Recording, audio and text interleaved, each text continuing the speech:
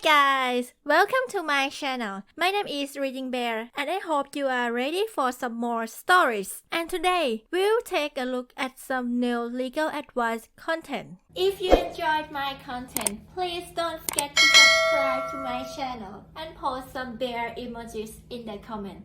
And now, let's dive right into the stories. The first one is titled, I got summoned for injuring my neighbor's kid who hurt herself on my property.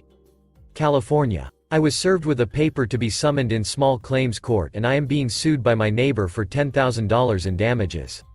Long story short, my neighbor's kids, around 6 years old, were playing on my front yard without my knowledge or consent and one of them climbed onto my water fountain. I heard a loud crash and I found out that my fountain was destroyed and it toppled over on top of the child. I had to call 911 since the kid was bleeding badly. Now, here we are as I just got served with papers to show up at court. My neighbor is making up excuses saying I failed to secure my fountain and that it was a tragic accident waiting for it to happen. They are suing me for damages and medical bills for their child. What should I do to prepare myself? Is there any counter-argument to that, especially since it was private property and the kid should have never been climbing on my fountain in the first place? Update. My neighbor sued me for $10,000 in damages. I also countersued and wanted my neighbor to reimburse me for any court paperwork that I had to do, the fountain he broke, and the time I wasted. The judge concluded that I was not responsible for injuring my neighbor's kid and that the fountain was properly secured to the best of my ability. I also showed him the video of the kid playing on top of the fountain before it fell. Judge told the parents that ultimately it was their responsibility to look after their kid, especially when the video showed over 3 minutes of the kid playing on top of the fountain before the collapse. They knew their kids were playing on the fountain and they did not tell them to stop. Judge rewarded my request for the damages to my fountain. Now my neighbors are hating on me. Just weeks ago, my house was egged on Halloween, away from the view of the camera, and I was the only house that was egged. Very suspicious that I would be the one house that was egged and know the position of the camera unless I have shown it to them, like in court. Are there any ways to protect myself? The next one is titled, Homeowner Association wants me to get a better car since mine is too old for the community. What do I do? California. I moved into a new community about 3 months ago and I got a big packet of papers regarding bylaws and rules and whatnot. Today, the president of the Homeowner Association came to me and gave me a month to sell my old 2007 Subaru Impreza on the basis that it is too old and drives the luxuriousness of the community down.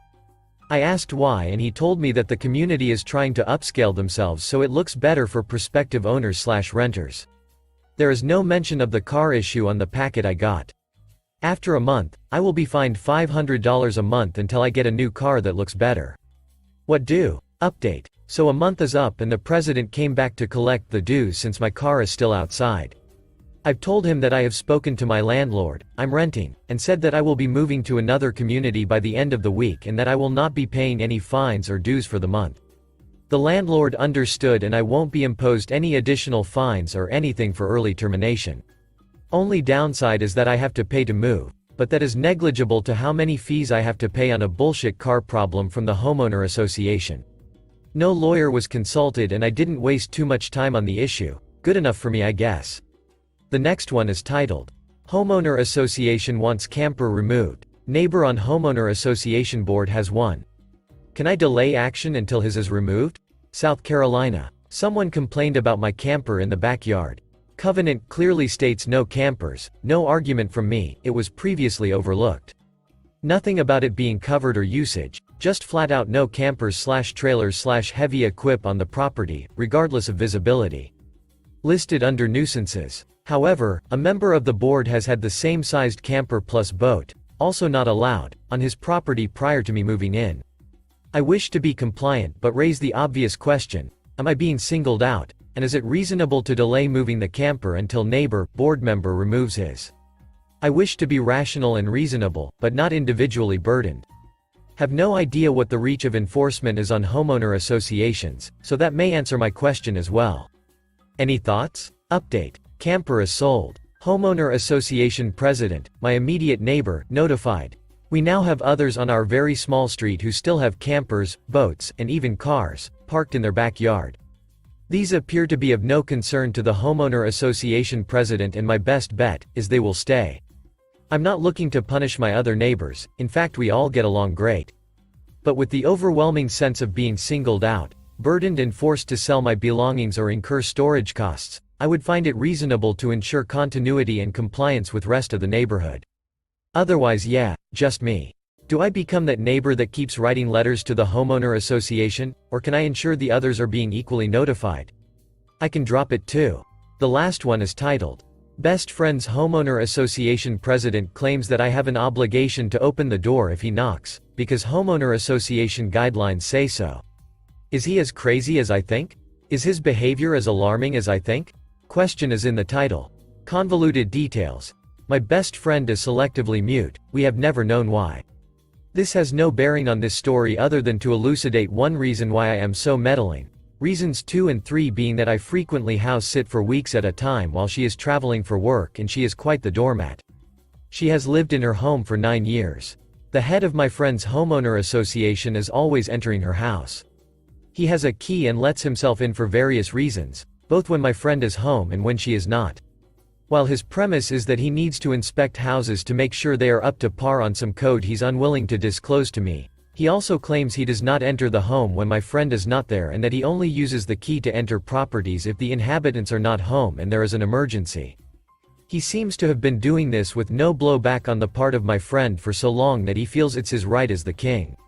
He's claimed he has an easement, and I'm unclear on whether or not that is complete BS. I'm uncomfortable with what he is doing, so I changed my friend's locks. For someone who is not entering the home when my friend is not there, this guy sure did realize the locks had been changed suspiciously soon.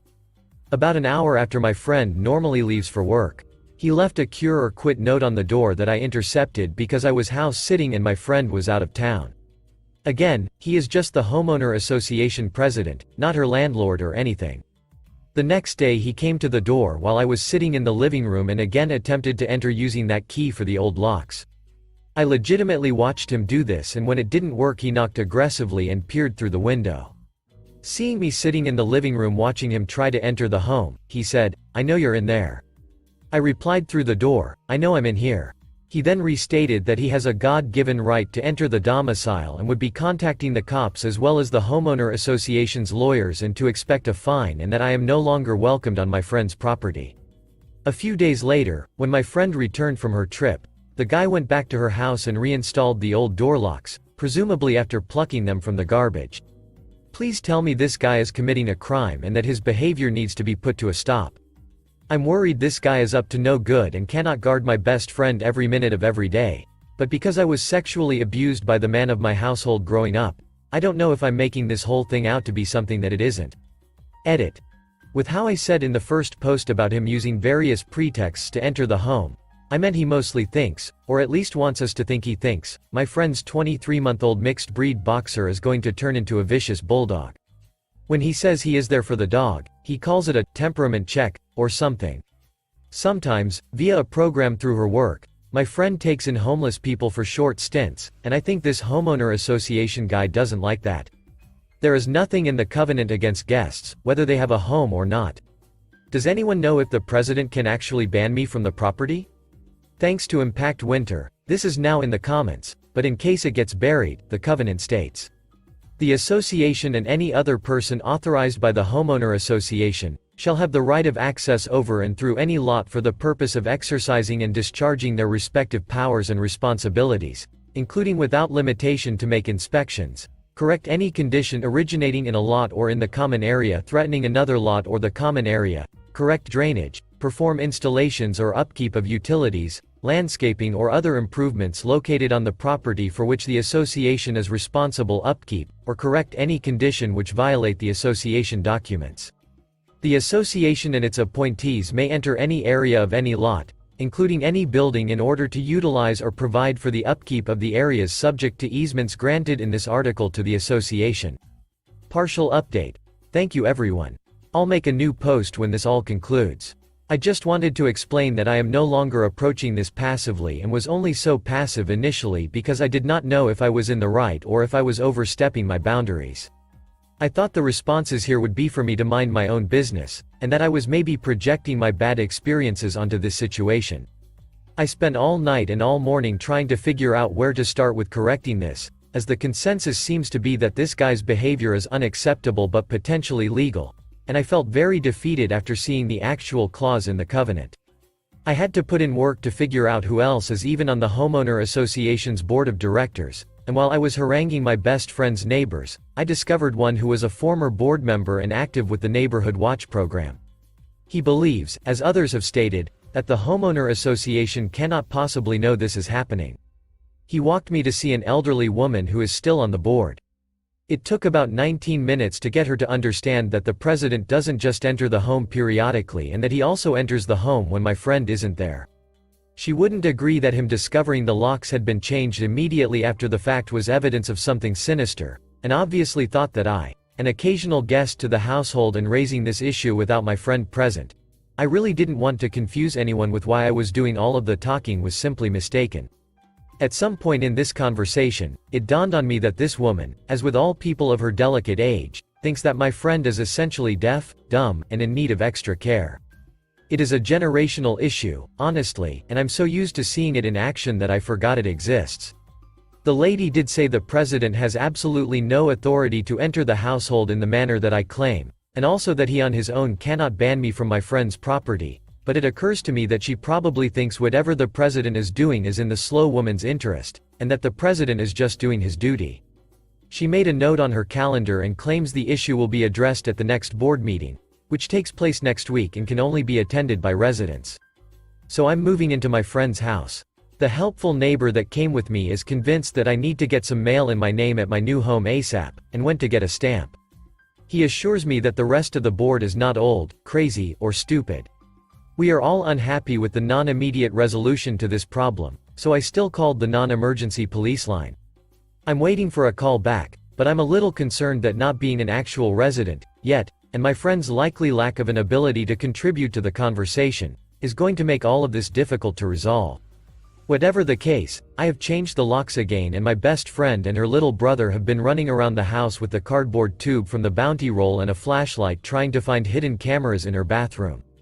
If the president does try to enter the home, little brother or I will call the police immediately.